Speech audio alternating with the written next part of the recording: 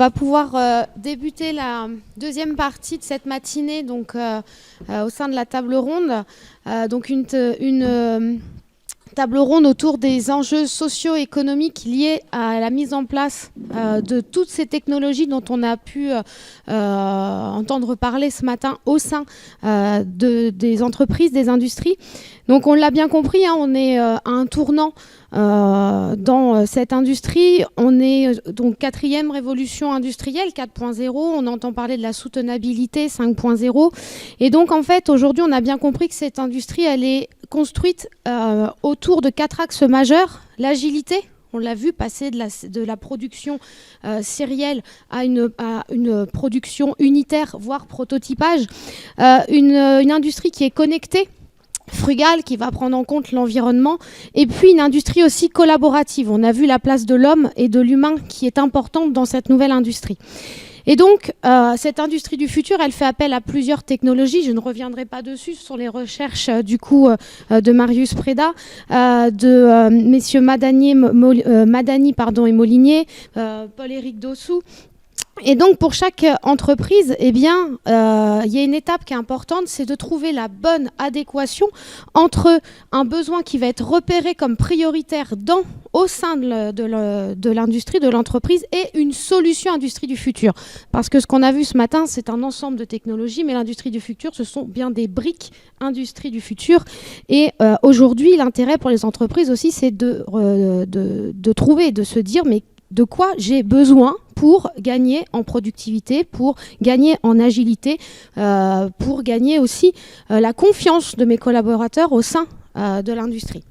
Alors ces enjeux ils sont multiples et ils sont multiples en fonction des tailles, des secteurs des entreprises. On en a entendu parler ce matin, hein, puisqu'on avait des entreprises dans l'agroalimentaire, on avait des entreprises dans l'aéronautique, voilà, donc une multitude de secteurs. On a vu aussi toute la problématique et les enjeux liés à la mise en place de l'industrie du futur dans le réseau des petites et moyennes entreprises.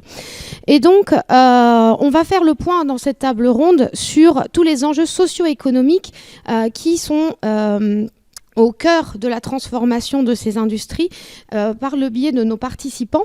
Et donc, je vais vous laisser vous présenter. On va commencer par Marie.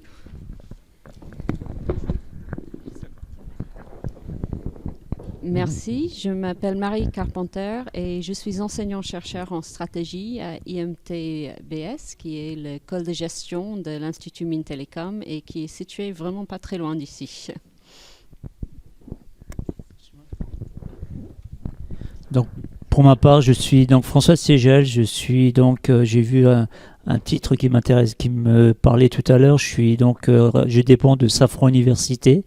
Donc, Safran Université, c'est la composante de la formation continue pour l'ensemble du groupe Safran. Safran, 80 000 personnes, donc on a un dispositif particulier. Et pour ma part, je suis sur la partie domaine industriel et je m'occupe plus particulièrement du déploiement et du développement des formations orientées vers le 4.0 et ça en partenariat avec un dispositif et une plateforme technologique 4.0 qui est pas très très loin d'ici, qui s'appelle Campus Fab à Bondoufle.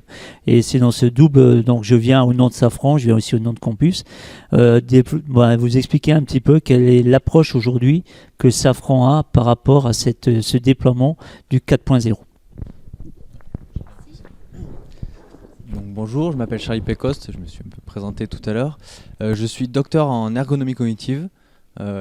Kesako, comme on dit chez moi, l'ergonomie cognitive. L'ergonomie, vous en avez sûrement déjà entendu parler. Ça consiste à adapter le fonctionnement d'un système au fonctionnement de l'être humain. L'ergonomie la plus connue, c'est l'ergonomie plus physique pour préserver la santé.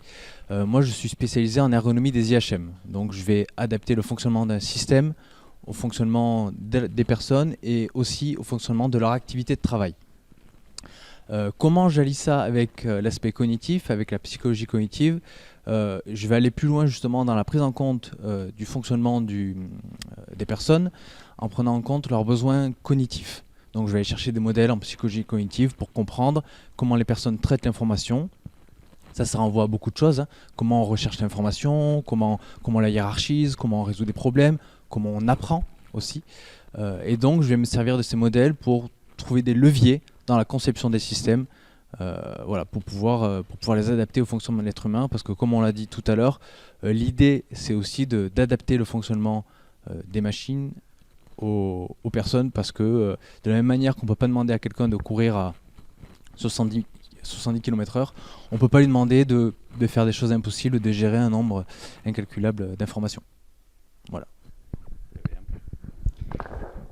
Bonjour, donc Marius Preda. Je n'ai pas changé beaucoup depuis ce matin. Je suis toujours enseignant-chercheur à Télécom Sud Paris, mais peut-être je suis invité ici parce que j'ai une double casquette. J'ai un MBA avec le IMTBS et par ailleurs je suis aussi le responsable du groupe de standardisation ISO MPEG, donc probablement ça a un impact. On parlera de la relation entre la recherche et l'industrie et de ses impacts.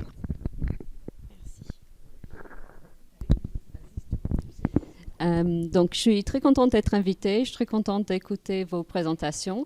Je suis désolée, là, je vais changer un tout petit peu de niveau de réflexion et je vais poser, vu du point de vue de quelqu'un qui travaille dans une école qui était créée sur un secteur, donc une école dans les télécoms à l'époque, à Évry. C'était les années où la France ressemblait à la Silicon Valley et où on créait des écoles en Bretagne, à Évry, pour former justement les jeunes pour ce secteur en pleine évolution. Donc, je m'intéresse pas particulièrement à vos solutions technologiques, mais à quoi ça va pouvoir servir dans l'ensemble pour les économies, pour les emplois qu'il va essayer de garder, des emplois de qualité en Europe. Et je suis désolée, je vais commencer avec une première question. Est-ce qu'il faut avoir peur ? Est-ce qu'il y a des choses qui ne sont pas si jolies dans le paysage? Donc, je vous présente un chiffre qui est un vrai chiffre et qui nous donne à réfléchir sur le changement dans les politiques industrielles, la globalisation, le fait qu'aujourd'hui en Europe, on est vraiment très, très dépendant en ce qui concerne les semi-conducteurs. Ça n'a pas été fait volontairement, c'est une conséquence de la globalisation, des changements dans les chaînes de valeur. Tout ce qui concerne l'industrie 4.0, l'électricité de 4.0, c'est les semi-conducteurs. Donc, c'est quelque chose qui doit nous poser question. Donc, pour vous, pas particulièrement, mais je vous demande également juste de réfléchir aux solutions que vous êtes en train de développer si jamais on se retrouve en situation de pénurie. Quand on voit que c'est le Taïwan et la Chine qui vont créer éventuellement le plus grand bloc. Les Coréens, on a dit, ils sont souvent très alliés aux Américains. Donc, il est clair qu'en termes de résilience, nous avons besoin en Europe, pour l'industrie 4.0, de réfléchir bien à cette question. Donc ça, c'était juste pour vous faire un tout petit peu peur. Ensuite, je vais vous dire, tout n'est pas perdu. On peut également avoir espoir. Donc, nous avons des belles entreprises dans la chaîne de valeur. On dit aujourd'hui, à l'époque, on disait la filière.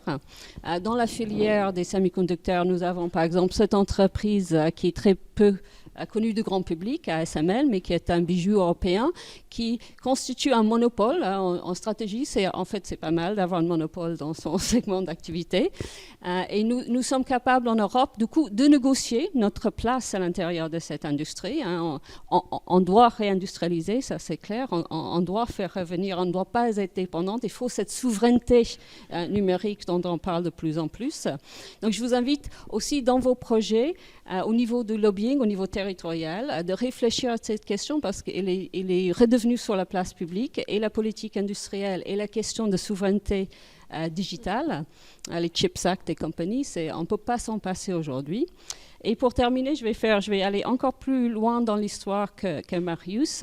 Je vais retourner à l'information de la société, qui était un rapport de l'inspection générale, qui était un best-seller à l'époque, en 1978, ce qui est plutôt rare, mais en fait qui mettait le doigt sur la nécessité à ce moment-là, pour la France, de faire face à la dominance américaine.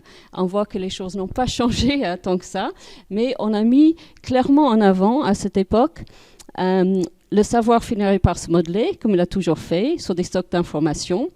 Laisser à d'autres, à des banques américaines, le soin d'organiser cette mémoire collective. Ça, c'est dangereux. La mise en place de banques de données constitue donc un impératif de souveraineté. Donc, c'est pour vous inviter dans vos projets, quand vous postulez, je pense, dans les années à venir, les données que vous allez collecter. On a parlé un tout petit peu ce matin de cybersécurité. Ça, c'est les méchants qui viennent voler notre information. Il y a des gens qui donnent volontairement leur information également. Donc, il ne faut pas être naïf dans ce que vous êtes en train de faire avec Industrie 4.0. Vous êtes en train de générer le mémoire collectif ou la connaissance collective et les innovations du futur. Donc il faut, je pense, dans nos activités intellectuelles ou industrielles, il faut penser à comment nous allons nous monétiser ou bâtir ou faire des développements médicaux, etc. là-dessus. Et voilà, il ne faut pas être naïf. Et voilà, on a des belles années devant nous, je pense, avec ce qu'on a vu aujourd'hui. Donc je vous remercie.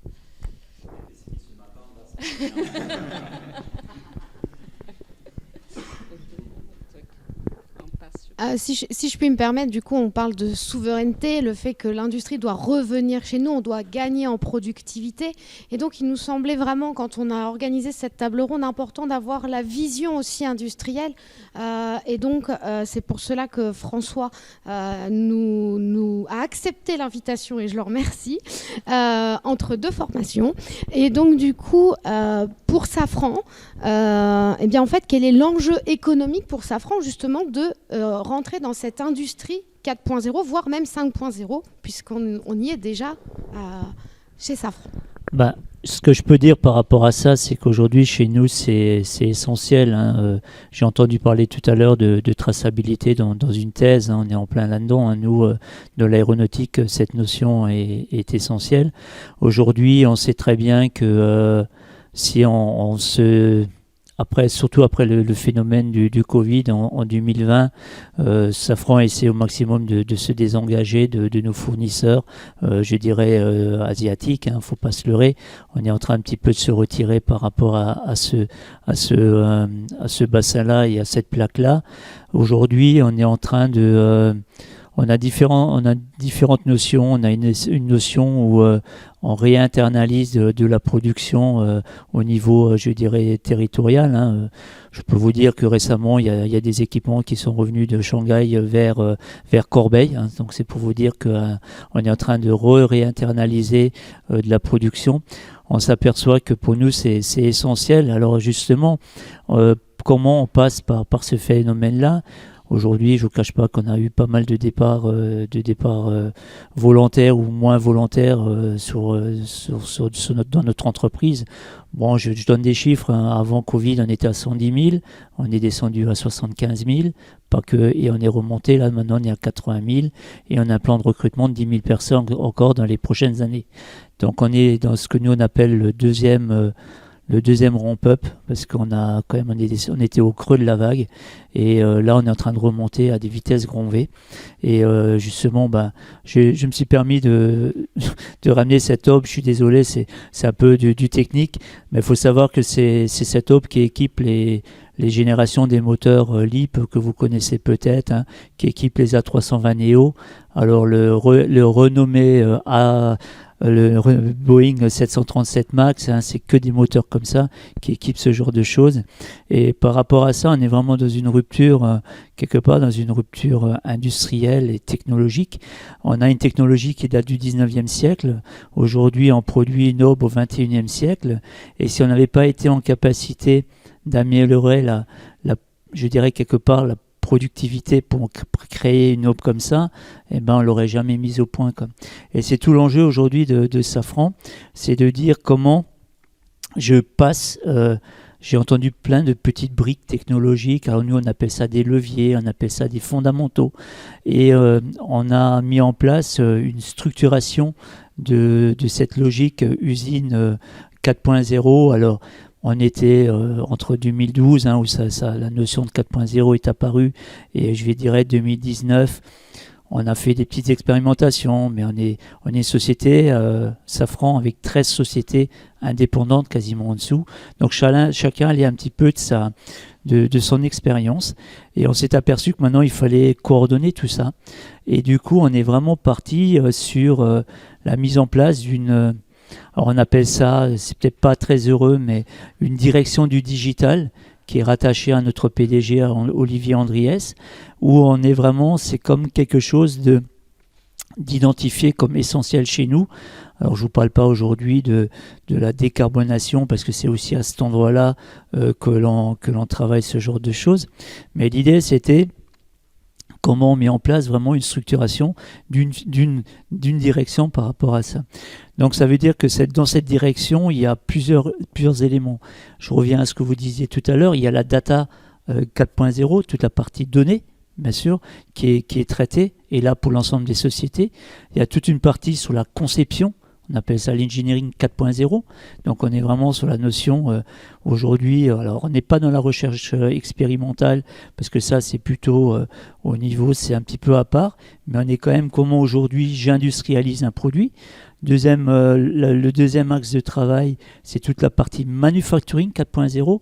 Et là, il y a plein d'exemples que j'ai vus ce matin qui me parlaient énormément parce qu'on est en plein là-dedans. Dans le manufacturing 4.0, on a parlé ce matin du PLM, du Product Life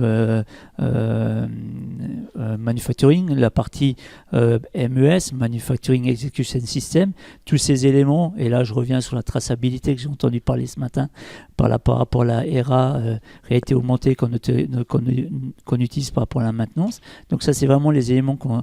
Ensuite, il y a toute une partie qui est aussi liée au service. Aujourd'hui, comment je fais la traçabilité de ma donnée en service. Aujourd'hui, c'est un moteur, c'est une pièce. Quand elle vole, comment je récupère la donnée qu'elle va me générer pendant le vol pour en faire après, derrière, une analyse et pour faire de la prédiction. Il faut savoir qu'aujourd'hui, Safran, alors avec le partenariat qu'on a avec General Electric, on ne vend plus nos moteurs, on les loue à l'heure de vol. Donc c'est important de pouvoir prédire, de pouvoir être dans une logique de prévision. Moins nos moteurs sont dans le shop, donc dans l'aérogare, mieux c'est. Donc voilà, on anticipe tout ça. Donc c'est cette partie, comment je gère cette donnée qui est liée au support, qui n'est pas que de chez Safran, qui est aussi chez nos clients finaux, les compagnies aériennes. Et après, la dernière, c'est comment je transforme mon personnel, comment j'accompagne mon personnel. Je crois qu'on reviendra sur une question tout à l'heure par rapport à ça. Donc vous voyez, c'est ces 5 fondamentaux là. Et ensuite, par rapport à toutes ces colonnes, on a regardé quels sont les leviers sur lesquels on va travailler. Alors au départ, c'est les fondamentaux.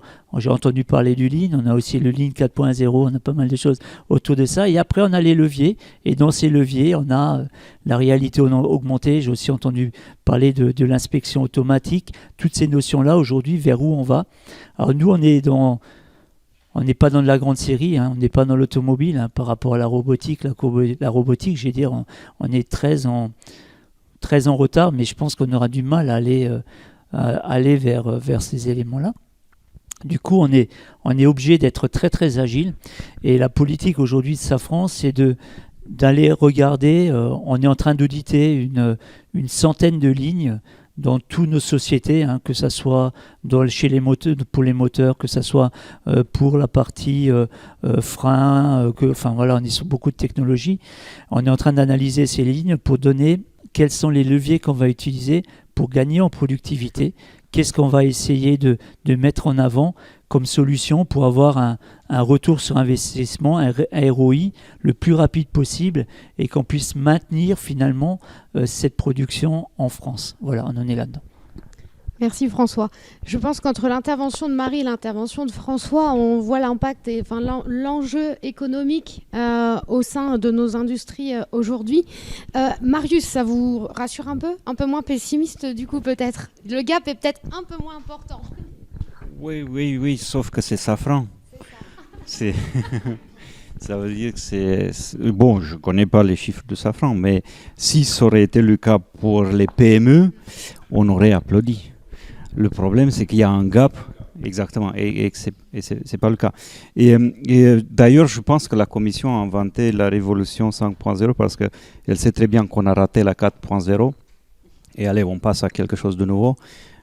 Même d'ailleurs, on peut clairement dire que ce n'est pas des révolutions parce que quand il y a point quelque chose, c'est une évolution.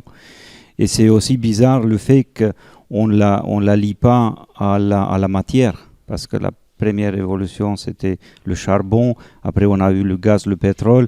Troisième, c'est le silicium. Et on a découvert que la matière peut devenir intelligente. Et avec la cinquième, on découvre que la matière la plus intelligente sur la planète, c'est quand même l'homme. C'est bien, ça fait un cycle. Et après, on parle de toutes ces données qui vont nous permettre d'être moins intelligents. Ouais. parce qu'on va s'appuyer sur les données qui vont nous donner l'intelligence. Le big data, c'est ni plus ni moins que ça. Au lieu de passer des années, on a tous ici passé des années à inventer des modèles, c'est très frustrant quand on voit qu'une machine peut apprendre sur des données et inventer des choses qui sont 3 fois plus performantes de ce qu'on a pensé. Donc on est dans une rupture, mais en fait, je suis assez d'accord d'aller dans l'analyse de l'intelligence et ce qu'on peut apporter dans l'agilité, dans la productivité, mais j'ai l'impression qu'on loupe la base de l'évolution industrielle, qui est la matière qui produit de l'énergie. Et l'impression que j'ai, c'est que ça, c'est une vague beaucoup plus importante. On peut rendre les systèmes très intelligents, mais si on n'a pas la solution pour produire l'énergie qui les fait fonctionner, je pense qu'on rate quelque chose de très important. J'aurais pensé que la révolution, la 4e révolution, mais la prochaine, ça ne va pas être une évolution de quelque chose qu'on a déjà, mais ça va être quelque chose lié à une nouvelle matière, si on peut imaginer que c'est qui produit de l'énergie. Et je ne sais pas si les industriels, probablement il y a ceux qui s'intéressent, mais j'ai aussi l'impression qu'on l'a loupé aussi, cette révolution. Parce que les Chinois, les Américains, là, ils se sont bien arrangés pour que ça coûte très cher pour nous. Mais je pense que c'est des enjeux qui vont au-delà de rendre les systèmes plus intelligents. On a ces compétences en Europe, et en France particulièrement. On sait faire des choses intelligentes, mais il ne faut pas rater la direction dans laquelle on met nos ressources. Il y a plusieurs choses que j'aimerais apporter par rapport à ce qui vient d'être dit. On parle beaucoup d'enjeux, de défis, de gap entre l'innovation et l'intégration effective des innovations dans les industries et dans les PME. Pour mettre un peu de contexte sur ce que je vais dire après, ce que je ne l'ai pas dit tout à l'heure, je travaille actuellement sur les systèmes à base d'intelligence artificielle dans une équipe de facteurs humains qui est à l'ICAM de Toulouse, dirigée par Ian Ferguson, qui est sociologue. Et dans l'intelligence artificielle, on se base beaucoup aussi sur les rapports du JPI. Le JPI, c'est un consortium, un petit peu comme le GIEC, un consortium international qui va produire des recommandations pour les États pour les accompagner dans l'innovation liée à l'intelligence artificielle. Dans le dernier rapport, il a été dit que la plupart des preuves de concept n'atteignent pas le stade de la production. Sur 150 cas d'études, on était à une quinzaine qui passaient au stade de la production. Encore une fois, c'est un peu pessimiste. La bonne nouvelle, c'est qu'on commence à identifier pourquoi, et je pense que l'industrie 5.0 y répond. C'est-à-dire qu'il y a 3 grands enjeux qui sont généralement négligés. Le premier, il est organisationnel. À quel point quelles sont les transformations qui vont être induites par l'intégration d'une machine, d'une intelligence artificielle, d'un algorithme dans mon organisation de travail? Est-ce que j'ai les ressources nécessaires pour pouvoir gérer cette technologie? Est-ce que j'ai les moyens? Quels vont être les impacts sur les flux, par exemple, de circulation? On a vu tout à l'heure que les robots, ils ont besoin, quand ils viennent approvisionner en matières premières, ils ont besoin d'avoir des zones balisées, voire des barrières. Il y a dans certaines usines, il y a un vrai code de la route pour se déplacer dans l'usine. Et tout ça, il faut l'anticiper. Le deuxième enjeu, il est pratique. On l'a aussi évoqué ce matin avec la réalité augmentée. C'est bien beau de partir vers des technologies, ça nous plaît en plus, on aime innover, mais est-ce que c'est facile à mettre en œuvre? Est-ce que ça répond vraiment à un besoin? Moi, je me souviens quand j'ai fait ma thèse, quand je l'ai commencé en 2015, le fantasme, c'était la réalité virtuelle. Tout le monde voulait la réalité virtuelle. Et puis tout le monde s'est dit, qu'est-ce qu'on en fait? Aujourd'hui, on n'a pas beaucoup avancé, j'ai l'impression. Moi, je ne travaille pas sur le sujet, mais j'en vois dans aucune usine. On voit qu'il y a le métaverse qui arrive, mais au bout d'un mois, les gens ils se barrent, ils se disent au final, un visio c'est pas mal, on voit les gens, on va leur sourire, on peut leur parler, c'est quand même agréable. Donc il y a cet aspect pratique. Et le dernier aspect, et c'est celui sur lequel on travaille en particulier à l'ICAM de Toulouse, c'est l'aspect social. À quel point ces technologies vont venir en confrontation avec notre système de valeurs. Il y en a plusieurs. il y a plusieurs grandes catégories de risques. Je ne vais peut-être pas détailler maintenant parce que ça va prendre un peu de temps, mais par exemple, on parle d'automatisation du travail, de la perte de responsabilité, de la perte des relations humaines, le sentiment de surveillance au travail. Quand on met un micro dans une machine, qu'on enregistre des données ou pas, la personne elle va avoir peur d'être surveillée. Et c'est naturel. La perte d'autonomie aussi dans son travail, ce qu'on appelle l'ubérisation du travail. Avant, j'étais responsable de mon activité, je m'organisais mon travail, ça me permettait aussi de m'adapter aux aléas. Et là, maintenant, je vais obéir à un algorithme et je vais tourner à gauche, tourner à droite, aller tout droit. Et c'est terrible parce qu'en fait, on a l'illusion qu'on peut maîtriser complètement le processus et l'activité de travail, mais en fait, la plus-value de l'être humain, elle n'est pas dans ce qu'on appelle le prescrit, elle n'est pas dans tout ce qui est prévu à l'avance, mais elle est dans l'adaptation à l'activité réelle. Et je pense que ça, c'est un des leviers aussi. Garder une place importante aux opérateurs, encore une fois, les opérateurs experts qui ne sont pas forcément les ingénieurs, pour justement apporter en collaboration avec les robots. Voilà. Alors, oui, vas-y. Donc, je suis Grazia Cecere, donc je suis directrice de la recherche à l'Institut Mintelecom Business School et je suis économiste. Et en fait, je prends le droit de poser une question. Et j'avais une question pour Safran, j'en avais deux en fait. Et j'ai trouvé très intéressant votre organisation matriciale que vous avez évoquée.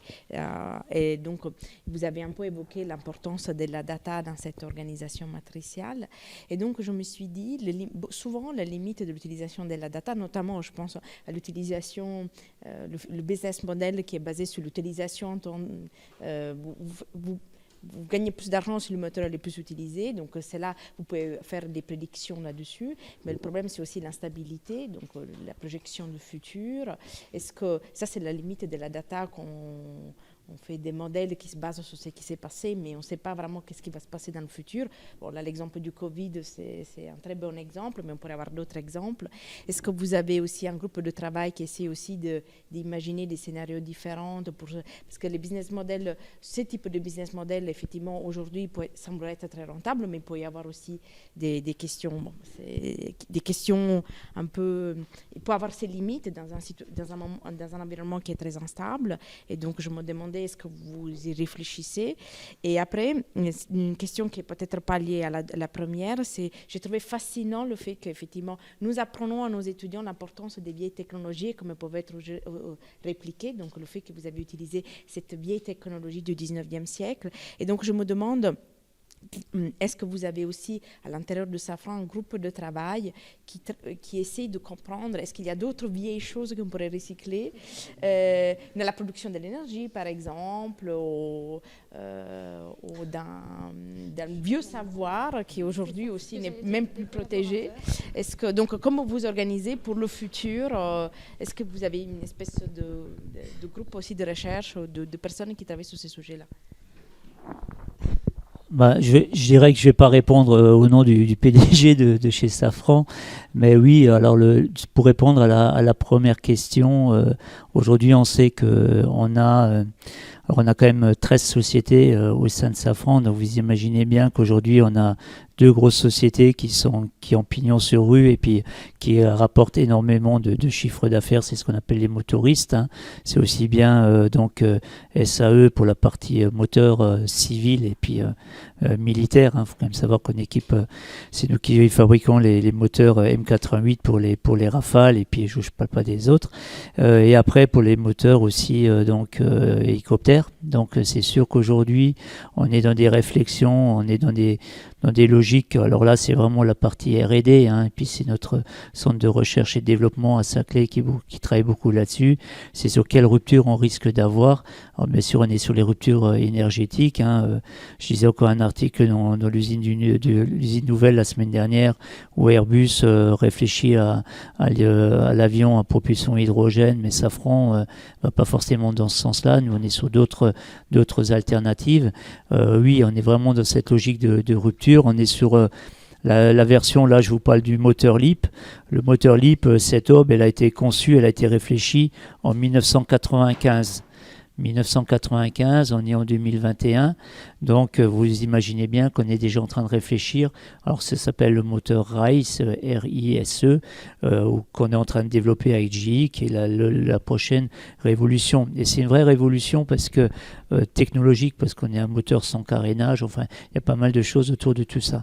Mais rien que pour vous dire, aujourd'hui on en est là, c'est que entre la version d'avant que l'on avait avec le CFM 56, entre 1982, il a été mis en service, et 2020, on en a vendu 30 000. Aujourd'hui, des moteurs comme ça, on va dire, on a commencé la production en 2014 et 2021, on en a déjà produit quasiment 30 000, ou on va en produire 30 000 jusqu'en 2025. On est dans des logiques qui sont des logiques qui se sont raccourcies. On est dans des cycles qui commencent aussi à se raccourcir. Alors on n'est pas encore dans les cycles de rénovation comme dans l'automobile où ça tourne énormément.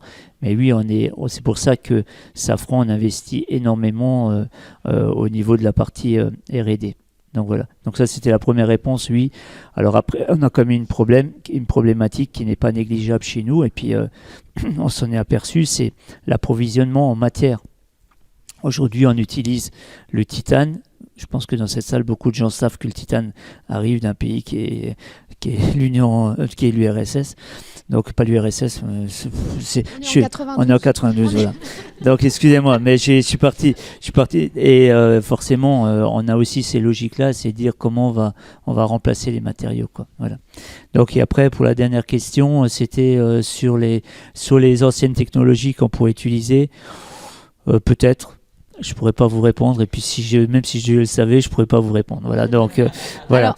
Alors, je peux pas vous dire, je sais pas, mais oui, mais on tombe des fois dans des choses qui peuvent être complètement fous quand on voit que une aube comme ça, c'est une technologie qu'on a fait évoluer. Et je suis allé au musée du textile, par exemple à Lyon, et puis c'est fou parce que ce qu'on m'a montré, c'est ce que j'ai vu après par rapport à cette aube, quoi. Voilà. Alors on a parlé beaucoup de technologie, on parlait d'anciennes technologies, et nous, avec un petit trait d'humour, on dit on peut changer les gens, les collaborateurs. Alors ces anciens collaborateurs, parce qu'on place la technologie depuis tout à l'heure, mais il y a l'humain et on disait il y a l'homme.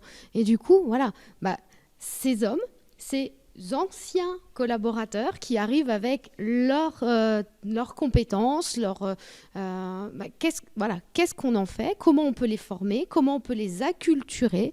Voilà, vous parliez tout à l'heure de vos recherches où du coup on met l'homme vraiment au sein de la création d'interfaces. Donc comment est-ce que je peux mettre, comment je prends en compte l'humain. C'est la même chose pour vous dans votre présentation sur la réalité augmentée. Et après, sur le terrain, comment on prend sur le terrain d'une grande entreprise, comment on prend du coup en compte l'humain. Très bien. Déjà, pour moi, prendre en compte l'humain, c'est avoir une prise de conscience. Je l'ai un peu évoqué tout à l'heure. C'est la prise de conscience que il se passe plein de choses qu'on ne sait pas. On pense qu'on a plein de gammes où justement tous les savoir-faire sont dans les gammes. Mais ce n'est pas le cas. Je pense que vous en êtes bien rendu compte dans vos projets. Il y a plein de choses qui se situent entre les lignes. Et prendre en compte l'humain, c'est déjà s'intéresser à ce qu'on appelle cette activité réelle. Et pour ça, il n'y a pas de mystère. Il faut aller sur le terrain. Il faut aller, ce qu'on fait en ergonomie, des entretiens, des observations, pour pouvoir justement s'intéresser au plus près au savoir-faire. Et c'est d'autant plus difficile qu'il ne suffit pas de donner un logiciel à un expert et lui demander de modéliser son savoir-faire. Parce qu'en fait, la composante cognitive du savoir-faire, les caractéristiques du savoir-faire font que c'est difficile à éliciter. En psychologie cognitive, on va dissocier le savoir du savoir-faire, les connaissances déclaratives des connaissances procédurales. Les connaissances procédurales, le savoir-faire, elles sont automatisées, elles sont tacites. Si je vous demande comment on fait du vélo, vous allez me donner toute une liste d'instructions, mais si je l'applique bêtement comme un robot, justement, je vais me casser la figure, c'est sûr et certain. C'est sûr et certain, parce qu'on oublie plein de choses, parce qu'on les a automatisées. Donc l'idée, c'est comment accéder à ce savoir-faire pour pouvoir le transmettre.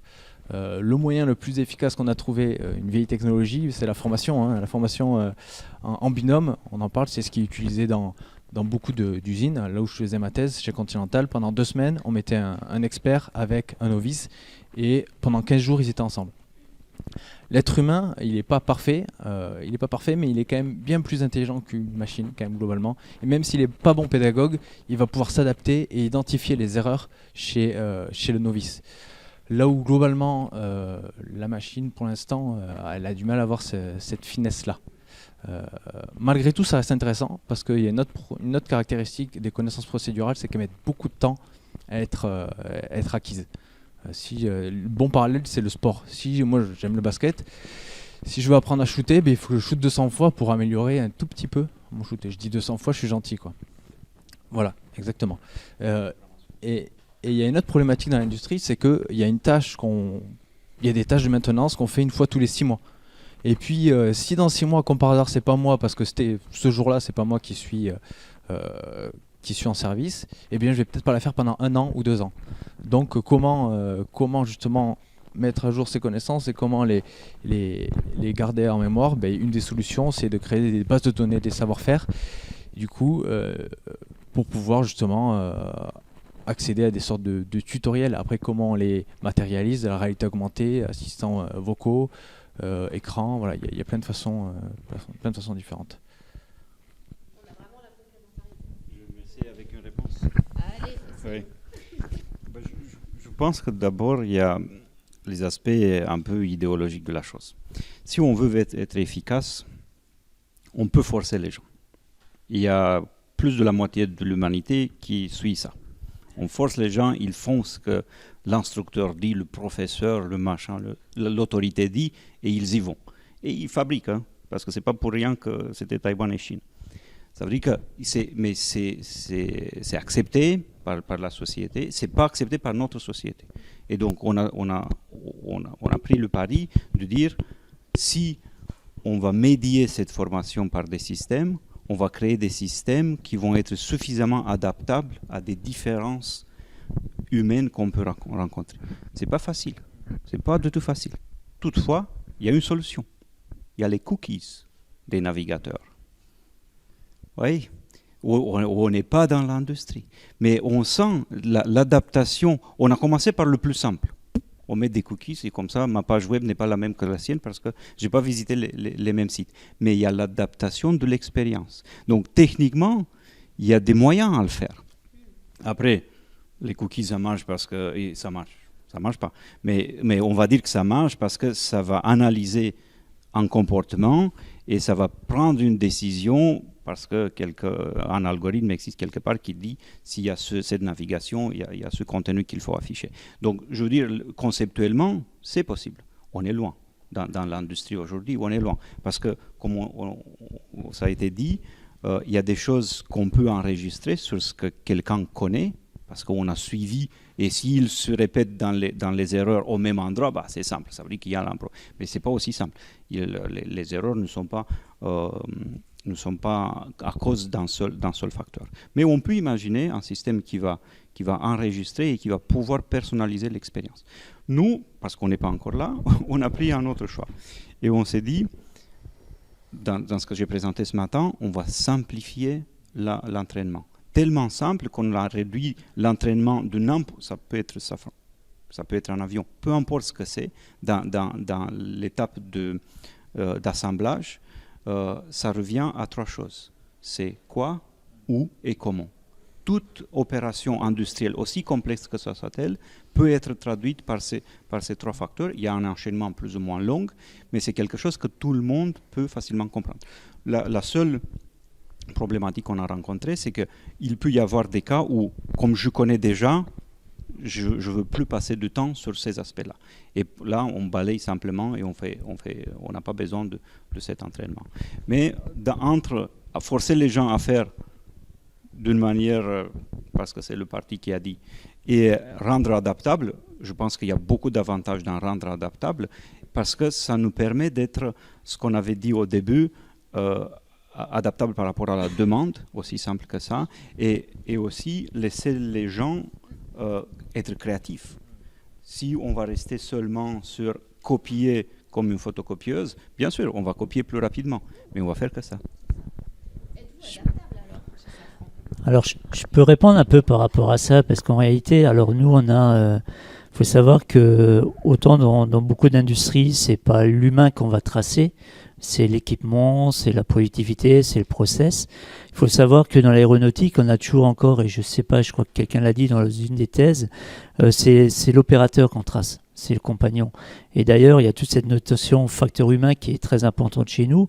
Quelqu'un qui rentre chez nous, on va lui expliquer que dans 30 ans, s'il a fait une opération sur cet aube, par exemple, celui qui a fait l'usinage du pied qu'on appelle le pied en bas, dans 30 ans, je saurais que c'est encore lui qui l'a fait. Donc il y a cette notion de traçabilité. Ensuite, et là où je vous rejoins complètement, c'est que nous, on s'est beaucoup posé la question, aujourd'hui, c'est comment on fait ce transfert. Ce transfert de compétences. Alors il y a des procédures, là on a parlé, j'ai entendu parler d'instruction de travail aussi tout à l'heure, on est en plein là-dedans. Tous les outils qu'on a de continuité numérique nous permettent de faire ça.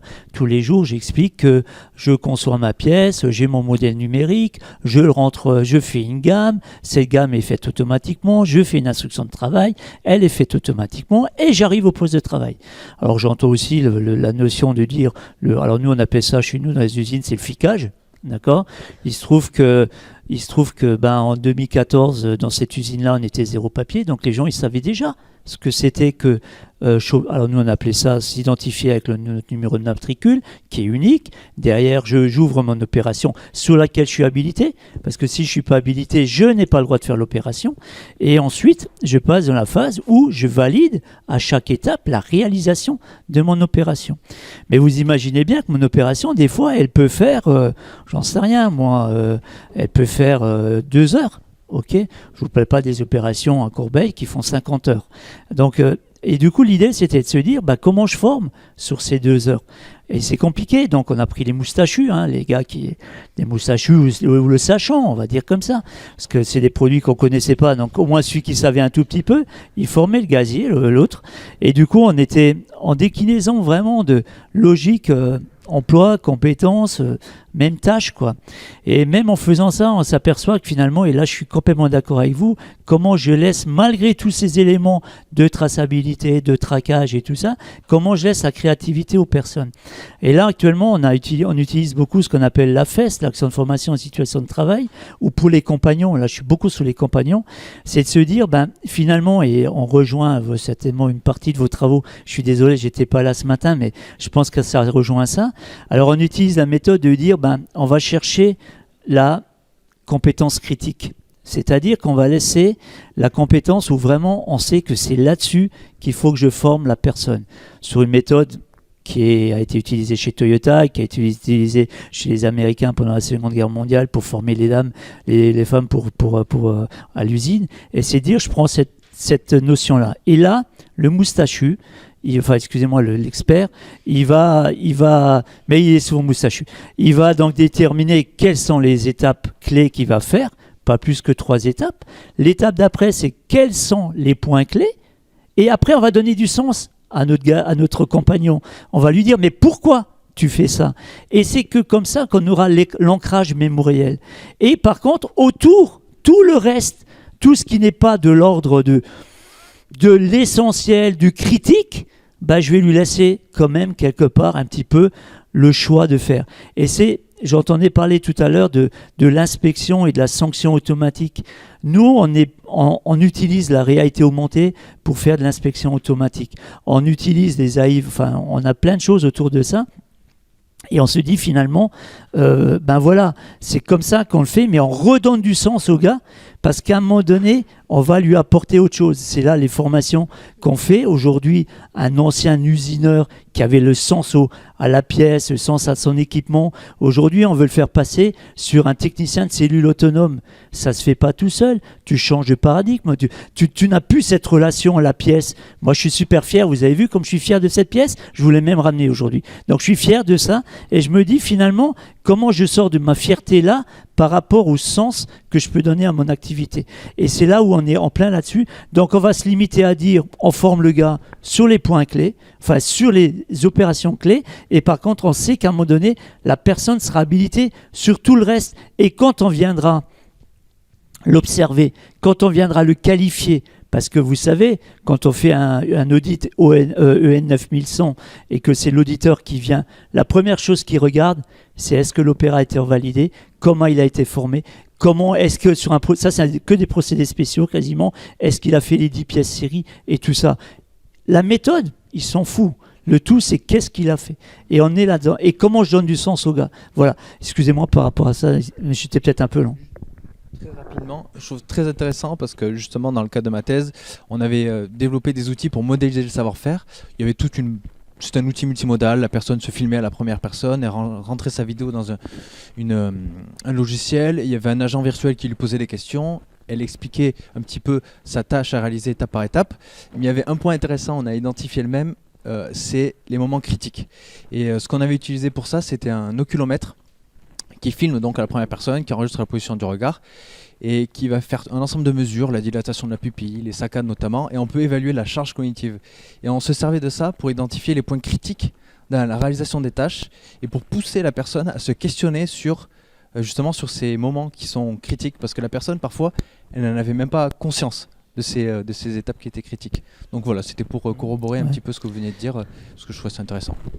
Juste pour compléter ce que vous disiez et puis pour aller dans votre sens, aujourd'hui on a des opérations, on utilise les technologies par exemple de RA avec des systèmes, on a Spectral comme moyen aujourd'hui pour faire des gammes ou des instructions de travail relativement rapides. L'idée c'est enlever justement cette charge cognitive à notre compagnon. Moi j'ai vu des abandons de poste, je vous promets c'est la réalité. Des gens qui sont venus à 13h, ils ont commencé à rentrer dans l'usine, au bout de à 22h, ils sont aperçus qu'on leur mettait une pression énorme par rapport à la traçabilité et tout ça. Ils ont fait un abandon de poste, ils ont rendu leur badge, on les a plus vus. Vous imaginez dans quel état on pouvait être le lendemain matin quand le gars n'est pas revenu. Justement par rapport à ça, nous on utilise beaucoup la réalité augmentée. On a des opérations sur lesquelles les gens sont formés et surtout de la maintenance, ça arrive énormément, où on est dans une phase où on ne la fait pas systématiquement tous les jours, donc ça peut être un refresh, ça peut être un recyclage, c'est comment je lui redonne rapidement confiance en lui disant tu utilises ARA, tu vas être guidé, il va être guidé une fois nouveau et puis après c'est bon, je fais l'opération, je suis rassuré, je valide mes opérations, je valide mes séquences et là je suis sûr que je suis dans une logique où je certifie la personne. Juste un tout petit détail par rapport excusez-moi parce que j'entends souvent parler des PME. Moi, je suis désolé, on arrête de dire les PME, on a des difficultés à les emmener vers l'usine 4.0. Je vais vous prendre mon exemple. J'étais en 1990, j'étais dans une petite PME, on était moins 20 personnes dans l'industrie du bois, même pas dans l'aéronautique, même pas dans la mécanique. Et vous savez quoi, dans cette entreprise, j'ai réussi à introduire un outil de CAO, DAO qui s'appelait AutoCAD, où les opérateurs, en réalité, je suis arrivé au stade. Je vous fais juste une petite aparté. Je me suis aperçu qu'en rentrant dans cette entreprise, que j'ai voulu, le chef d'entreprise, avant que j'arrive, il voulait imposer l'outil informatique. Vous savez, les ordres de fabrication faits par des logiciels. En plus, c'était sous Mac, même pas enfin bref. Et du coup, les opérateurs, quand ils sont passés d'une phase où il y avait, et c'est là où j'entends l'adaptation, c'est l'outil qui doit s'adapter à l'homme et non pas l'inverse. Ils avaient l'habitude de pictogrammes, de dessins, de schémas. C'est ça notre technique. C'est ça le fait qu'on leur donne que des chiffres, les gars, ils faisaient plein de conneries. Ils faisaient plein d'erreurs. Et moi, quand je suis rentré dans cette boîte, j'ai dit, mais est-ce qu'il n'y a pas aujourd'hui des choses qui pourraient... Est-ce que moi, je ne pourrais pas adapter l'outil à finalement la personne? Donc, j'ai pris l'ordre de fabrication qu'on faisait. On faisait des super belles portes, des portes d'entrée et tout. Magnifiques. Ça valait... Et donc du coup, je suis parti de l'outil, je me suis formé moi déjà sur AutoCAD, c'était encore sous DOS, Vous savez, on tapait toutes les commandes, CTRL-C, enfin tous les machins. Donc je suis parti là-dessus. À partir de ça, j'ai dit comment je peux de ça créer ma fiche de travail. Et c'est ce qu'on a fait. Et c'est l'outil qui s'est adapté, c'est-à-dire que derrière, on a fait la programmation en Lisp sous AutoCAD pour que l'opérateur, avec un modèle numérique, il avait la même chose. Et c'est exactement ça qu'il faut arriver à vendre dans les PME. Donc du coup, ok pour les PME, mais c'est tout un accompagnement. Moi, j'ai fait cet accompagnement quand je suis arrivé, mais voilà. Mais après, c'est l'opérateur qui venait de me demander les éléments. C'était à l'inverse. Voilà. Et je pense que la boucle est bouclée avec l'intervention de Paul-Éric Dossou et des jeunes en doctorat. Voilà, donc la boucle est bouclée.